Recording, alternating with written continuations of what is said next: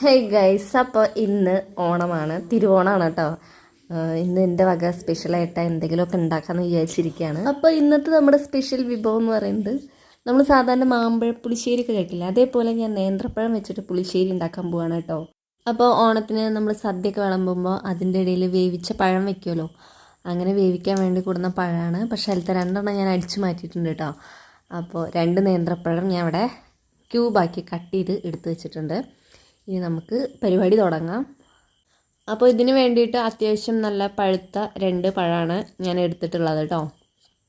അപ്പോൾ വെള്ളം ചൂടാകുമ്പോൾ നമ്മൾ നേന്ത്രപ്പഴം ഇട്ട് വേവിക്കുകയാണ്. അതിലേക്ക് നമുക്ക് മുളക് പൊടി, മഞ്ഞൾപ്പൊടി, ഉപ്പ്, പിന്നെ കുറച്ച് ശർക്കരയും പിന്നെ 2 മുളകും കൂടെ ഇട്ട് വേവിക്കുകയാണ് കേട്ടോ. അപ്പോൾ ഇനി അടുത്ത പരിപാടി എന്ന് പറയുന്നത് തേങ്ങ ചിരകലാണ്. തേങ്ങയും പിന്നെ നമുക്ക് വേണ്ടത് തൈരും വേണം. അപ്പോൾ ഞാൻ ക്യാമറ സെറ്റാക്കി വെക്കുകയാണ്. ക്യാമറ ഇങ്ങനെ ഇടയ്ക്കിടയ്ക്ക് ഇങ്ങനെ വീഴുന്നുണ്ട് കേട്ടോ. ബാക്കിൽ അമ്മ അവിടെ വേറെ എന്തൊക്കെ ഉണ്ടാക്കുന്നുണ്ട്. ഇത് വീഡിയോ ഞാൻ ഇടാൻ ലേറ്റ് ആയതാണ് കേട്ടോ, എഡിറ്റിംഗ് ഒന്നും കഴിഞ്ഞിട്ടുണ്ടായിരുന്നില്ല. അപ്പോൾ ഇന്ന് നമ്മുടെ വീട്ടിൽ ഗസ്റ്റൊക്കെ വരുന്നുണ്ട്. അപ്പോൾ അവരൊക്കെ വരുന്നതുകൊണ്ട് നമ്മൾ സ്പെഷ്യലായിട്ട് എന്തെങ്കിലുമൊക്കെ ഉണ്ടാക്കണമല്ലോ. അവിയൽ, പായസം അങ്ങനെയൊക്കെ ഉണ്ടാക്കിയിട്ടുണ്ട്. അതുകൊണ്ട് തന്നെ വീട്ടിലെല്ലാവരും ഭയങ്കര ബിസിയാണ് കേട്ടോ. ഞാൻ കുറേ നേരമായി ഇത് ചിരവാൻ തുടങ്ങിയിട്ട് ഇത് ആവുന്നില്ല അങ്ങോട്ട്. സാധാരണ നമ്മൾ കുക്കിംഗ് ഒക്കെ ചെയ്യുമ്പോൾ ഭയങ്കര ക്ഷമയോടെ ചെയ്യണം, അങ്ങനെയാണല്ലോ അല്ലേ. അപ്പോൾ ഞാനിത് നാളികേരമൊക്കെ ചിരവി. ഇനി കുറച്ച് ജീരകം വേണം, ജീരകം ഇട്ടിട്ട് അരച്ചെടുക്കുകയാണ് ചെയ്യുന്നത് കേട്ടോ. അപ്പോൾ അടുത്ത പരിപാടി അരക്കൽ പരിപാടിയാണ്.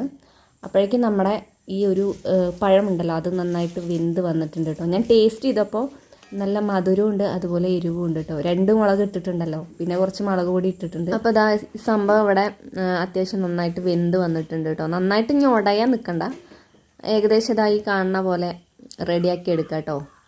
പിന്നെ നമ്മൾ അരച്ച് വെച്ചിട്ടുള്ള ഈ ഒരു നാളികേരം ഇടുകയാണ് അതിൽ. ഇനി വേണ്ടത് തൈരാണ് കേട്ടോ. ഞാനൊരു 1/2 ഗ്ലാസ് തൈര് എടുത്തിട്ടുണ്ട്. ഇനി ഇതൊരു 2 മിനിറ്റ് ഒന്ന് വേവിക്കാൻ വെക്കാം കേട്ടോ, എന്നാൽ ആ ഒരു ടേസ്റ്റ് പഴത്തേക്ക് ഇങ്ങനെ ഇറങ്ങി വരുള്ളൂ.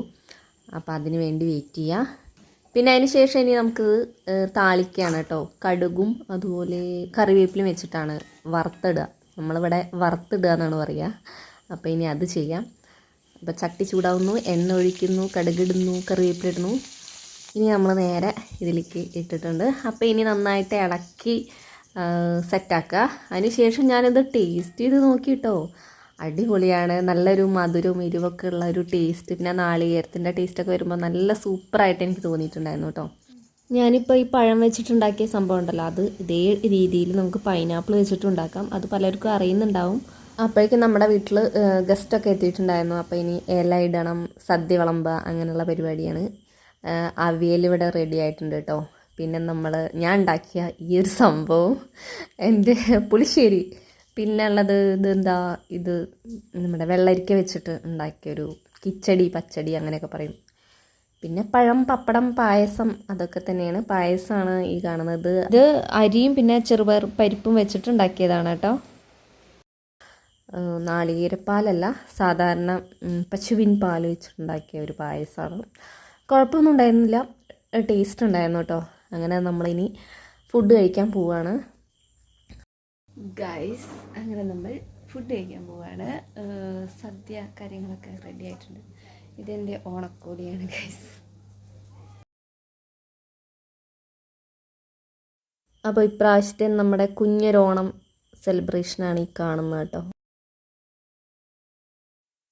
അപ്പോൾ ഇനി നെക്സ്റ്റിൽ വയ്ക്കണം. ബൈ.